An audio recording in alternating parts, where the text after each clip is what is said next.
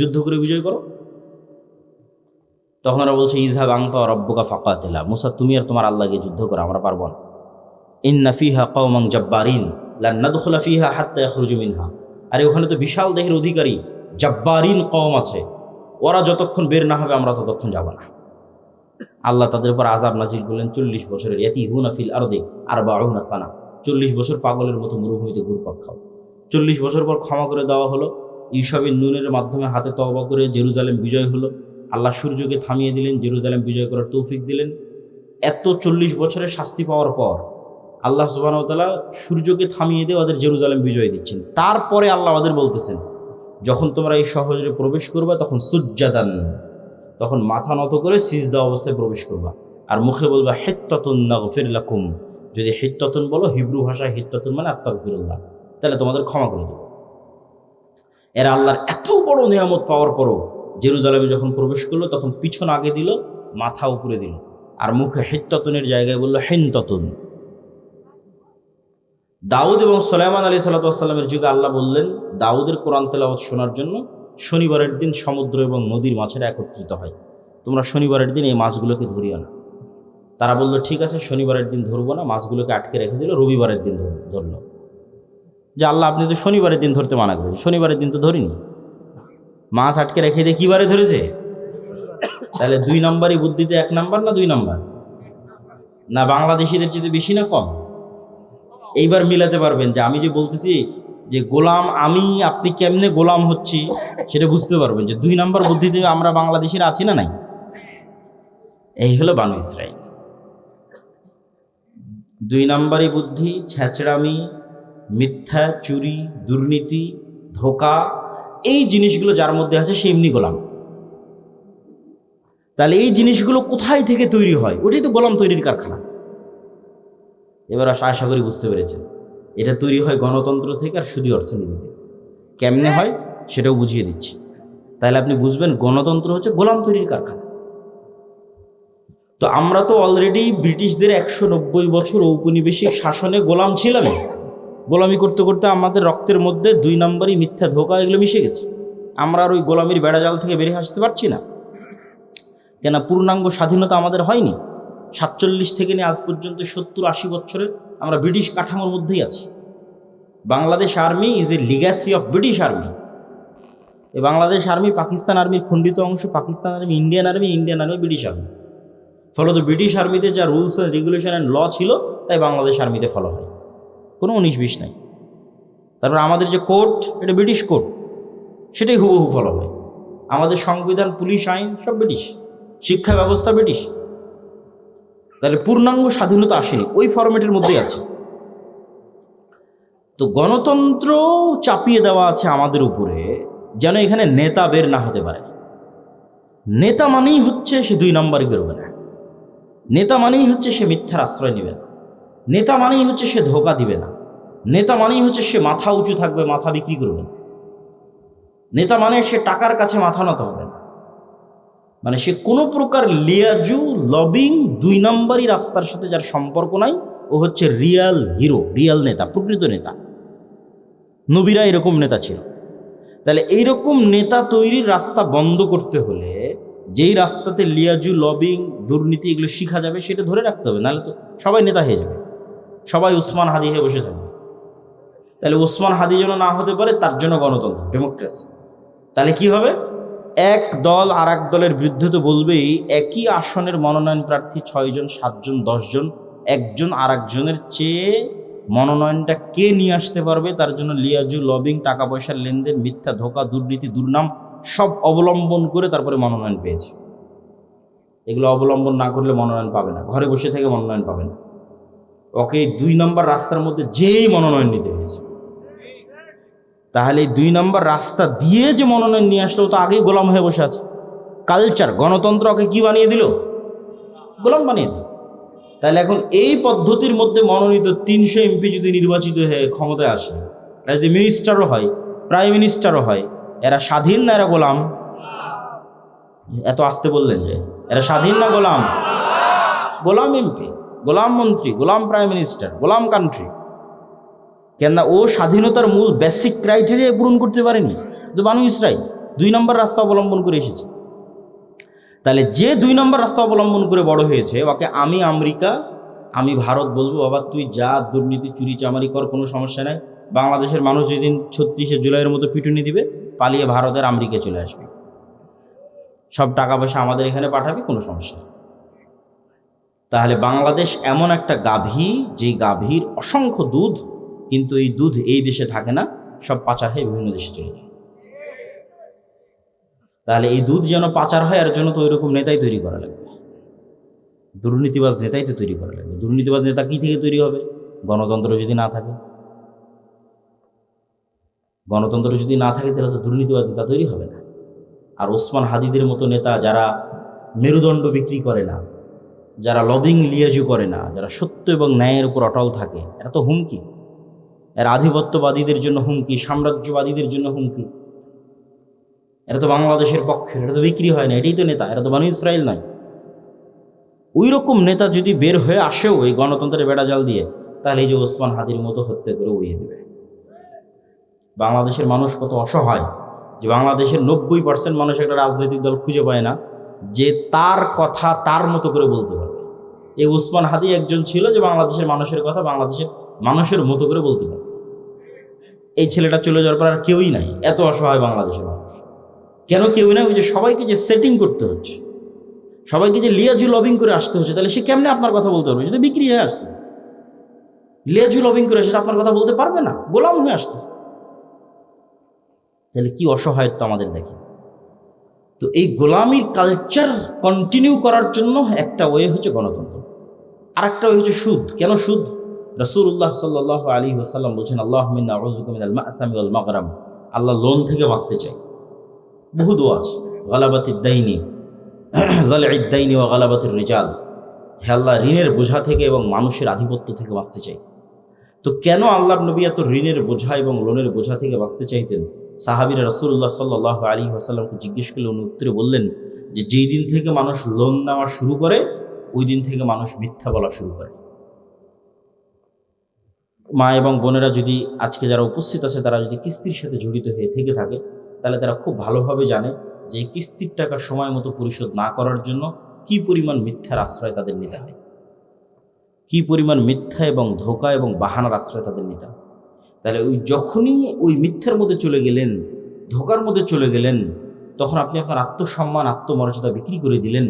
আপনি আর আপনার পেটে আর কখনো স্বাধীন সন্তান, ওই সুলতান সালাউদ্দিন আইয়ুবী, মোহাম্মদ বিন কাসেম, খালিদ ইবনুল ওয়ালিদ, তারিক বিন জিয়াদ আর এই যুগের ওসমান হাদি, এরা জন্ম নেবে না। বিক্রি হওয়া মস্তিষ্ক জন্ম নেবে টাকার কাছে। তাহলে ওটাও গোলাম তৈরির কারখানা। সুদ এমন ভয়ঙ্কর নিজাম যে পাকিস্তানের মতো একটা রাষ্ট্র, পারমাণবিক শক্তির মালিক। কিসের পারমাণবিক শক্তির মালিক? পাকিস্তানের বাপেরও ক্ষমতা নেই, নিজের ইচ্ছাই ওই পারমাণবিক বোমের সুইচের বাটন দেওয়া হবে। কেননা ও তো নিজেই কোটি কোটি টাকা IMF ওয়ার্ল্ড ব্যাংকের কাছে কর্য করে রেখেছে। তা IMF ওয়ার্ল্ড ব্যাংক, আমেরিকা আর মানে পাকিস্তানের আব্বা, আমেরিকা যতক্ষণ অর্ডার পারমিশন না দেবে ততক্ষণ দাবাতেই পারবে না ওই পারমাণবিক বোমের সুইচ। তাহলে এই বড় বড় রাষ্ট্রগুলো গোলাম হয়ে আছে কিসের কাছে?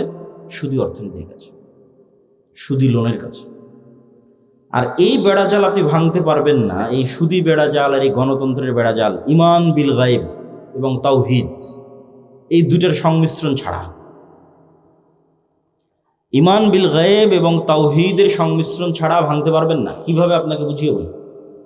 ইমান বিল গায়বের একটা বড় পাঠ হচ্ছে পরকাল, পরকালমুখী জীবন ব্যবস্থা, বস্তুবাদী নয়, দুনিয়ামুখী নয়।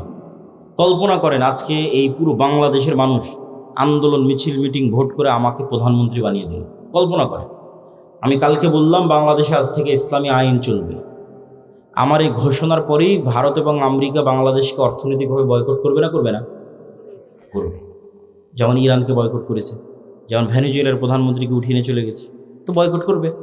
তো যখন বয়কট করবে, তখন এই দেশের যে সুযোগ সুবিধাগুলো আপনি এখন ভোগ করতেছেন, এখন এই যে বিদ্যুৎ চলতেছে, ডলার আসতেছে, প্রবাসীরা কাজ করতেছে, ইউরোপ আমেরিকায় অসংখ্য প্রবাসী আছে, বিজনেস চলতেছে, LC হচ্ছে, কত কি আছে, এগুলো সব একদিনে ডাউন হয়ে যাবে এবং এই ডাউন করার ক্ষমতা তাদের আছে।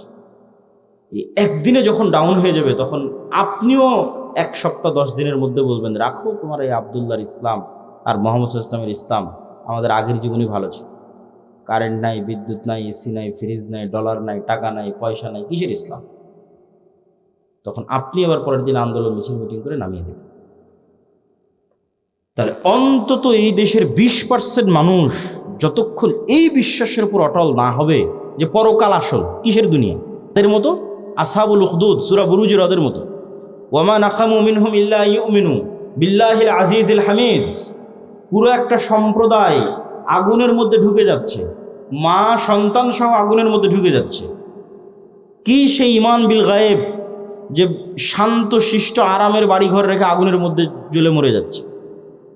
কি সেই ঈমান বিল গায়েব?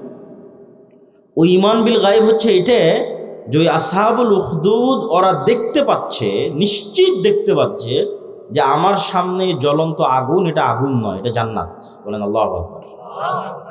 আর পিছনে যে আমার শান্তির বাড়িঘর আছে ওখানে জাহান্নামের আগুন জ্বলতেছে, ওরা দেখতে পাচ্ছে ওখানে জাহান্নামের আগুন জ্বলতেছে। ওটাকে ওরা বাড়িঘর হিসেবে দেখতে পাইনি, ওখানে দেখতে পাচ্ছে ওখানে জাহান্নামের আগুন জ্বলতেছে, আমি ওখানে গেলে পুড়ে মরে যাব। আর যে সামনে জ্বলন্ত আগুন, এটা তো জান্নাত।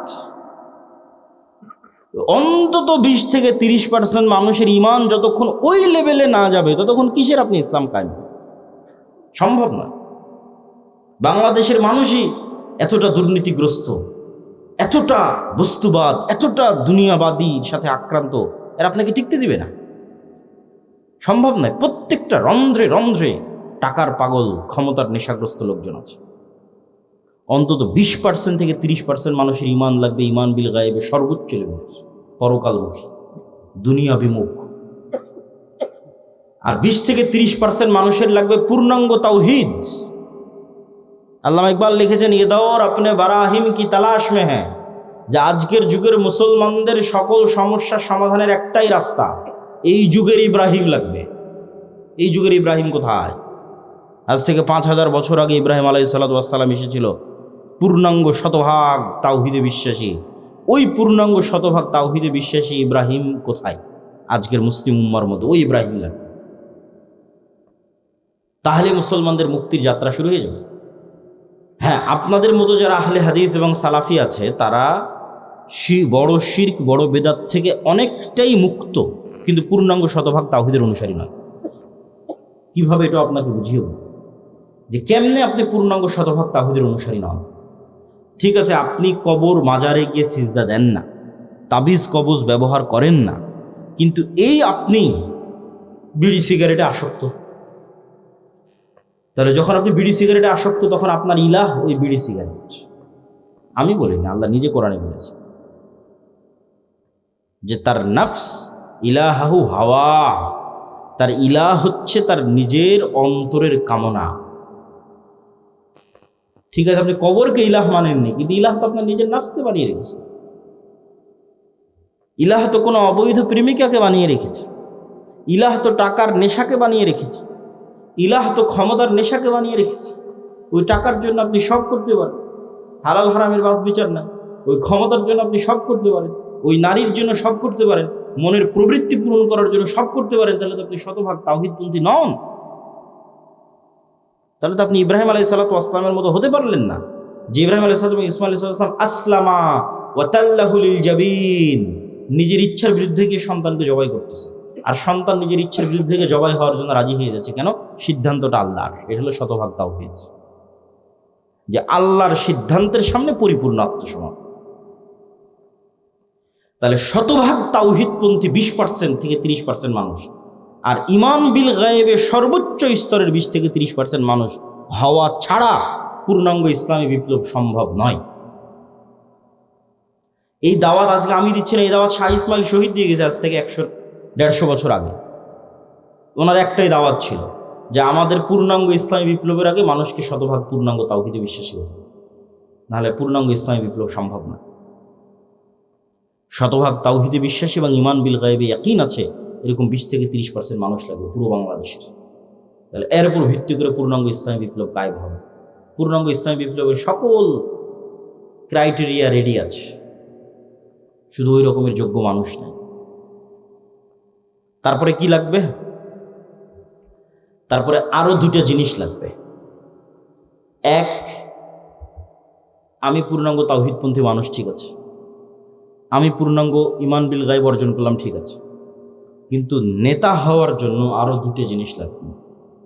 ওই দুটো জিনিস পূরণ না করতে পারলে নেতা হতে পারবেন।